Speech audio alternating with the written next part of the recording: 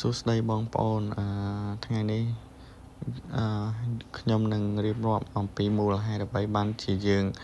កែភ្លើងពីភ្លើង110ទៅ220កាលពីដើមឡើយនៅប្រទេសជប៉ុនគឺយើងប្រើភ្លើង110ហើយនៅស្រុកខ្មែរគឺប្រើ220ដោយឡែកពេលដែលយើងយកនាំចូលអីវ៉ាន់ពាក់ព័ន្ធនឹងគ្រឿងអេឡិចត្រូនិកមួយចំនួនគឺជាទូទៅគឺភ្លើងដែលយើងប្រើភ្លើង220អញ្ចឹងគឺ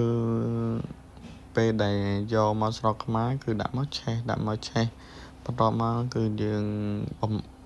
បានបំលែងយើងគេហៅថាដុំភ្លើងយើងកែ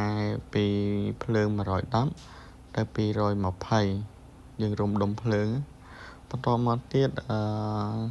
មកដល់បច្ចុប្បន្នយើ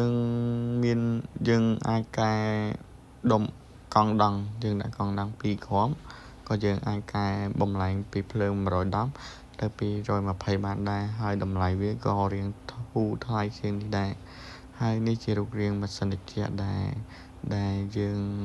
ចង់បង្ហាញហើយវាមានរូបរាងស្អាតមានទាំងរ៉េ1មានទាំងរ៉េ2វាមានភាពស្រស់ស្អាតដែលធ្វើឲ្យអតិថិជននៅស្រុកខ្មែរភាគច្រើនគាត់ចង់បានម៉ាស៊ីនប្រភេទនេះ